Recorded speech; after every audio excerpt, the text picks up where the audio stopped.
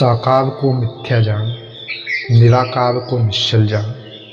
इस तत्व के उपदेश से संसार में पुनः उत्पत्ति नहीं होती। दोस्तों, इस सूत्र में अष्टावक्र पुनर्जन्म का कारण बताते हुए कहते हैं कि यह निराकार और साकार, यह स्थूल और सूक्ष्म, यह जड़ और चैतन्य, यह सृष्टि और परमात्मा उसी परमात्मा चेतन तत्व के रूप है। यह साकार, स्थूल, जड़, सृष्टि उस निराकार सूक्ष्म तत्व की अभिव्यक्ति मात्र है। यह साकार सृष्टि जैसी दिखाई देती है वैसी है नहीं। यह उस सूक्ष्म का प्रकट एवं परिवर्तित रूप है, इसलिए इसमें वास्तविकता नहीं है। यही भ्रम है, इसलिए मिथ्या है, क्योंकि इसका रूप गुण बदलता रहता है।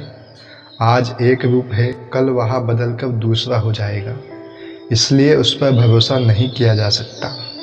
इसमें जो सुख दुख आदि का आभास होता है वह भी नित्य नहीं है, शाश्वत नहीं है, एवं भिन्न भिन्न प्राणियों को भिन्न भिन्न अनुभूतियाँ होती है। यह सब उसकी मानसिक स्थिति के कारण है। मन भी चूंकि निरंतर बदलता रहता है, अतः वह भी विश्वास योग्य नहीं है। यह शरीर भी विश्वास योग्य नहीं है।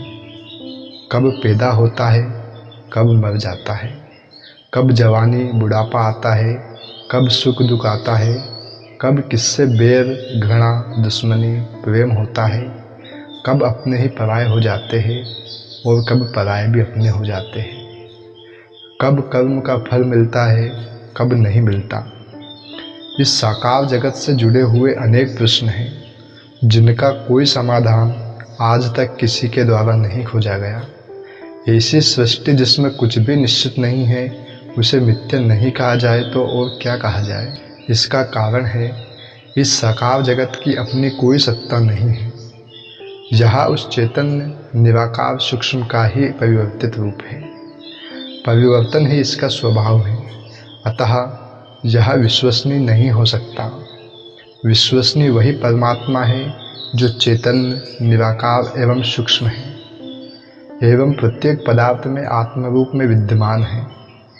वही निश्चल है, नित्य है, केवल उसी पर भरोसा किया जा सकता है। वह आज भी है, वह आगे भी रहेगा। सृष्टि की उत्पत्ति का कारण कभी नष्ट नहीं होता।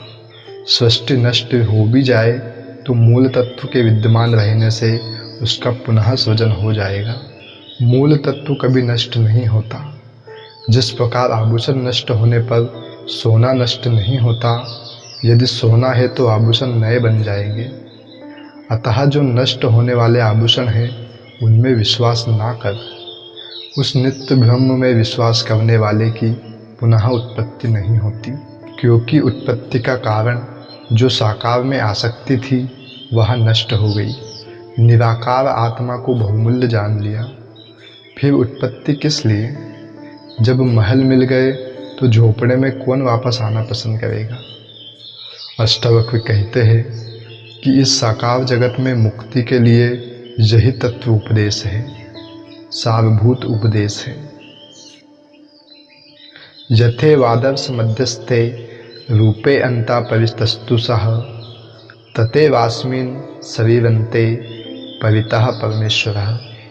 जिस तरह दर्पण अपने में प्रतिबिंबित रूप के भीतर और बाहर स्थित है, उसी तरह परमात्मा इस शरीर के भीतर और बाहर स्थित है।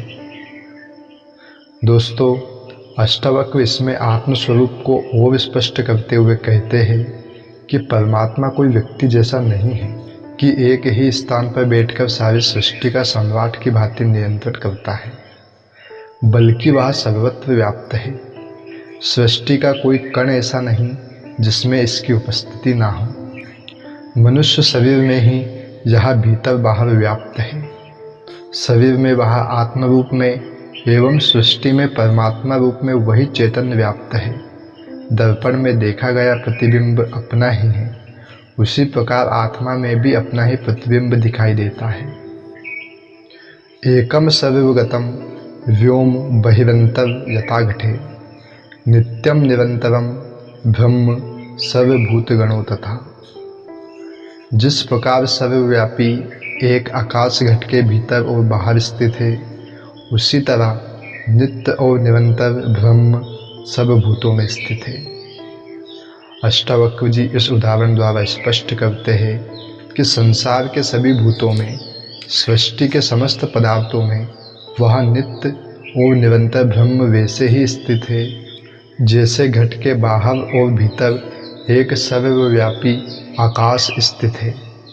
जिस प्रकार शरीर के भीतर बाहर आकाश है एवं दोनों आकाश में भेद नहीं है, उसी प्रकार भीतर व बाहर एक ही ब्रह्म व्याप्त है। शरीर में जो जीवन है, चेतना है, हलचल है, वह उसी आत्म तत्व की है, जिसके निकलने पर वह निर्जीव हो जाता है। यदि यह सजीवता स्वयं शरीर की होती तो मनुष्य की मृत्यु होती ही नहीं। जिस प्रकार मशीन के पुर्जे बदल बदल कर उसकी उम्र बढ़ाई जा सकती है, उसी प्रकार शरीर के अंग बदल बदल कर उसे हजारों वर्ष जीवित रखा जा सकता है। किंतु उस आत्मा के निकल जाने पर इन अंगों को बदलना भी व्यर्थ हो जाता है। आत्मा के रहते ही यह कार्य किया जा सकता है। अतः यह आत्मतत्व ही मुख्य है, शरीर नहीं। राजा जनक को अष्टावक्र द्वारा दिए गए ज्ञान के उपदेश का सार इतना ही है कि आत्मा और परमात्मा एक ही तत्व है, उसे पाना नहीं है, वह प्राप्त ही है। केवल अज्ञान से विस्मृत हो गया है, उसे ज्ञान द्वारा पुनः स्मृति में लाना मात्र है। ये ध्यान, योग, उपासना आंतरिक स्वच्छता के लिए है। शरीर में उस परम शक्ति को झेलने की तैयारी मात्र है, जिससे पात्रता आती है कि तुम उसे झेल सको। अचानक घटना घटने पर मनुष्य पागल भी हो सकता है। यह शास्त्रीय ज्ञान उसमें बिल्कुल काम नहीं आता। इसका महत्व इतना ही है कि आत्मज्ञान में कैसी स्थिति होती है, इसे समझा जा सके। उस समय मनुष्य घबराए नहीं। यह तत्वज्ञान बुद्धि का विषय नहीं है। बुद्धि सीमित है, वह उस असीम को अपने में नहीं समा सकती। इस तत्वज्ञान का उपदेश सुनकर कोई मान ले कि मैं परमात्मा ही हूँ, तो वह पाखंड ही होगा। जब भीतर से सब कुछ छूट जाता है तब मिलता है, बाहरी पदार्थों को छोड़ने से भी नहीं मिलता। यह ज्ञान ऐसा है जैसे स्वप्न टूटने पर ही ज्ञात होता है कि यह असत्य था, मिथ्या था। इसी प्रकार आत्मज्ञान के बाद ही संसार संबंधी सारी मान्यताएं, धारणाएं गिर जाती है, इससे पहले नहीं। इससे पहले संसार सत्य प्रतीत होगा, वह आत्मा असत्य। जीवन में भी साक्षी भाव रखने पर भ्रांति मिट जाती है। अष्टावक्र इसीलिए निष्ठा की बात कहते हैं, वह समाधि को भी बंधन मानते हैं। दोस्तों, यह उपदेश इतना सारगर्भित है कि जनक को सुनते सुनते ही आत्मबोध हो गया, स्वस्वरूप का ज्ञान हो गया। इसका कारण था कि उनकी पात्रता पूर्ण थी। पात्रता नहीं होती तो इसका कोई प्रभाव नहीं होता। सारी देवी पात्रता प्राप्त करने में होती है, उसके बाद प्राप्ति में देवी नहीं होती। क्षण भर में घटना घट जाती है।